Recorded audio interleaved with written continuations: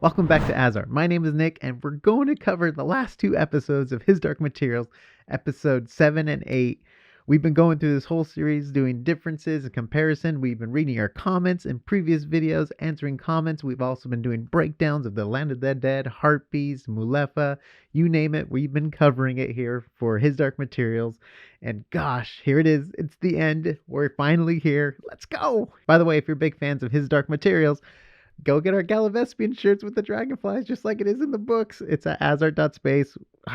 It's such a good show. We're going to jump into it. We're going to discuss it. Obviously, you can't fit everything in the books in the show, especially a show this short. And they added stuff, which means stuff gets removed from the books, and you got to cut corners and stuff like that. But overall, I thought they did a good job connecting and doing stuff. The heart of the story is still there. Obviously, a lot of stuff was cut out that I'm really bummed that they cut out. We're going to mention even more stuff here in the last two episodes. But overall, I'm just happy they finished the story. I didn't think this day would ever come. I'm so excited. It's here. All right, so let's jump into it.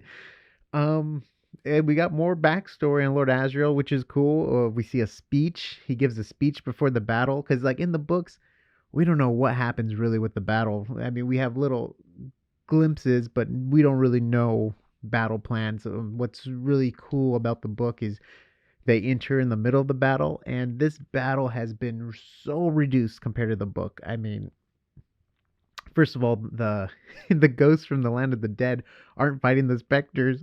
We get Mrs. Coulter as Neo from the Matrix. I wasn't the happiest about that scene, but it's okay. I mean, we didn't get Yorick Burgess, the polar bear. We didn't get him in there fighting. Obviously, we didn't see Lee Scoresby or John Perry fighting along the side of Will and Lyra. So the battle scene is much different, and it's not as epic. It's pretty sad when you really think about it in the books and all the different creatures that were fighting and stuff like that. So, but yeah,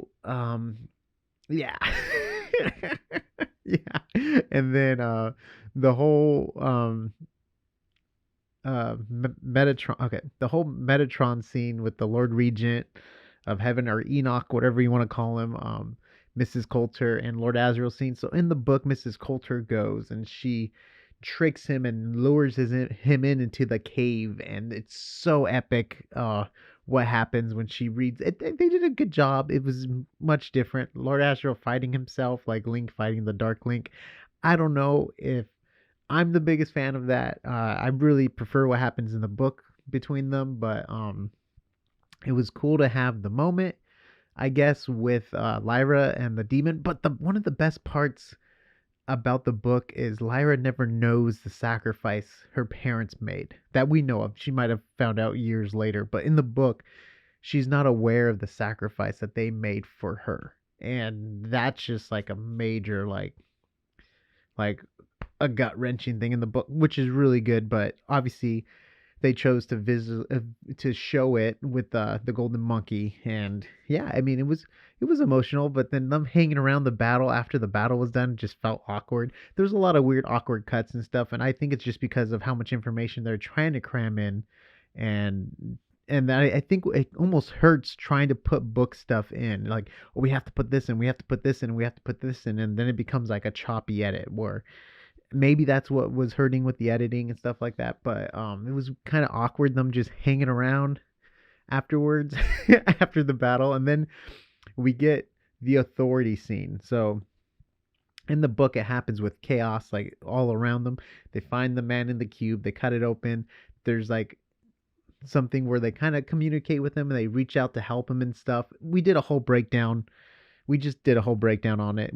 We saw the comments because it was released early on the BBC iPlayer. So if you were in the UK, you're able to watch this way ahead of time. Great for you. We've been getting your comments. Very lucky. You guys are able to watch all that stuff. But we did a breakdown video just based off your comment, just explaining the authority's death and all that stuff in great detail. It's probably like a 12 to 15-minute video.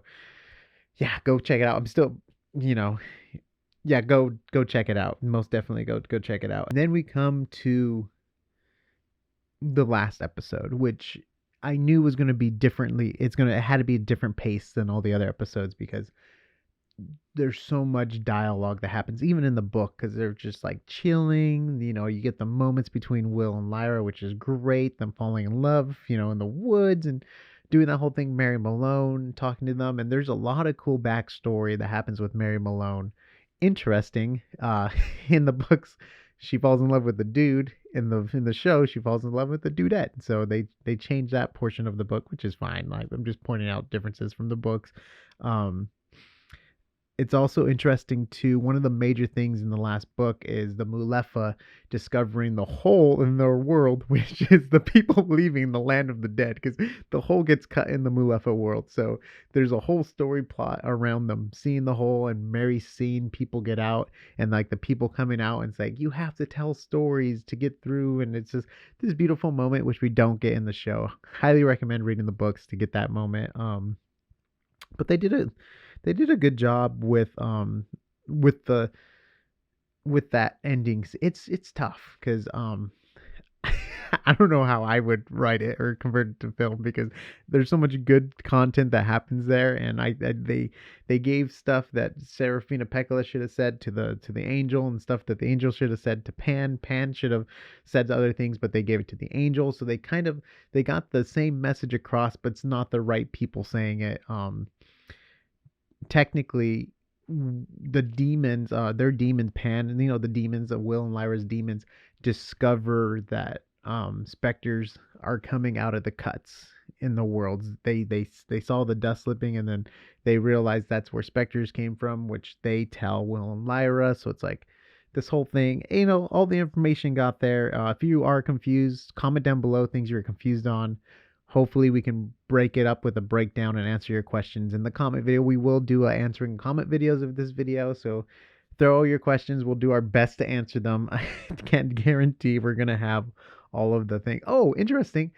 Father Gomez, yes, big story plot. That's basically what he should have been doing the whole time, just hunting Mary Malone. Basically, they did the connection with the scarf, where they followed the scarf. They had the beetle tracking thing, which his demon was supposed to be able, but they kept that. And then he has his insect demon with him, and he's supposed to, in the Mulefa world, we did a breakdown of the Mulefa too, if you want more details on the Mulefa world in the books. But in the Mulefa world, there's these predator birds that hunt down the Mulefa, and they're like the enemies of the Mulefa.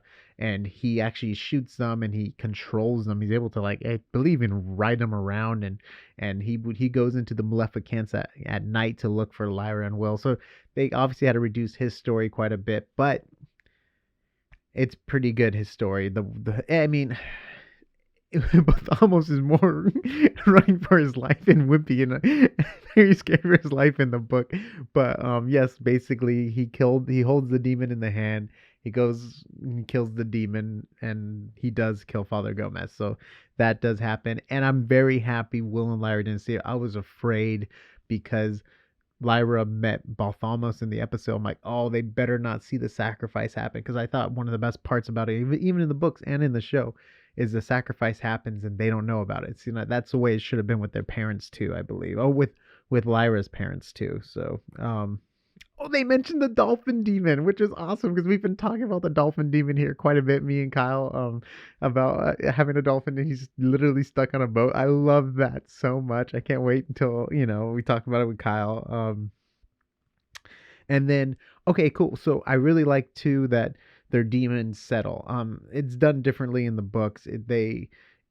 There's so much more detail on what happens in the books, and when they describe, like, once they touch the demon and the feeling they felt. But once Will touches Lyra's demon, Pan settles, and vice versa, the other way around. Once Lyra touches Will's demon, they settle because they felt the touch of a lover. So they love that feeling so much with that thing, with the not the characters, but the animals they are. That's where they settle, and they decide of who they want to be. And I was very happy with that. I'm very happy they also showed Mary Malone's demon. I mean, in the books, it's very difficult for her to see her demon, and she barely sees it at a glance. Nothing like the bird landing on her finger. It was like, oh, you're gonna have to work on this skill, kind of thing. But hey, it's all good. And we know just from the, what we gather from the book, she is able to see. And she also says she hopefully is able to communicate with her demon like Lyra does. So that was really cool to see that. And I was very happy with the ending. Um, it's different. Technically, they go back to Cittàgazze, the Italian town Kyle likes to call it, and from there, that's where Will goes into. Oh no, Lyra goes into Will's world, and then they go to the bench, and that's when they say we're gonna meet here, and then she leaves back, and then Will closes the hole, and it all happens in Cittàgazze, and so that's a little different, but I think it worked out great because of the way it's shot, coming back to kiss her, all that stuff, and then the shot of them doing their separate things but also meeting up in the years. That's so cool because it's just cool that in the books you just kind of know that's what's going to happen, but it's kind of cool to see the cutting of the years and stuff like that. It kind of reminds me of Harry Potter when they had him like dress older kind of thing at the end. But overall, I was very impressed with what they were able to do. Still a lot of the battle scene was very different. There's a lot of things that happened differently too with the Mulefa, and also like the whole like her whole clan. I think it's like the Egyptians or the Gypsy clan, or the people from the book one. They all come in and they all have a dinner with the Mulefa, and it's like this party and everything. Everyone meets Will, and this is all great. And it just felt like there was in the book there was more time to travel back home, kind of thing. So, well, I mean, and then it ends up the ending's pretty like legit to the story where they have to say that they can't see each other. They have to close the things. He has to break the knife. That's all book stuff, and they are allowed to leave one open, which is the land of the dead, because they can't wait to become particles and go into other matter and things like that. That was all pretty much book stuff. I mean, for the most part, I was very happy with the ending, and it's just so much to explain, especially in like half an episode, because the first half they're falling in love, and then the second half you have to just break down everything that's happening in detail. So if you have any comments or questions, please put them down below. Thank you so much for joining me on this journey. Let me know if you like the show, dislike the show, if you're happy to know it, clap your hands, like just comment down below. Overall, I'm just happy they got to the third season. I'm happy we saw stuff on screen. Am I not happy about a couple things? Yeah, I think all book readers will be, but at the core, I think they did a great job, especially compared to something like Rings of Power. I thought they did great. I wish there was more of a budget. I wish it was like 6 seasons instead of 3, just so we can explore the worlds more. And then, yeah, I mean, that's that. We're here. Go to AsArt.space for audio video links and for the Gallivespian shirts. We wish we saw more Gallivespians, especially in the battle. Oh, that's another thing in the battle, but comment down below questions, thoughts, theories. We're definitely going to be doing no more theories because it's done. But actually, I had a fun theory. What if the intention craft survived?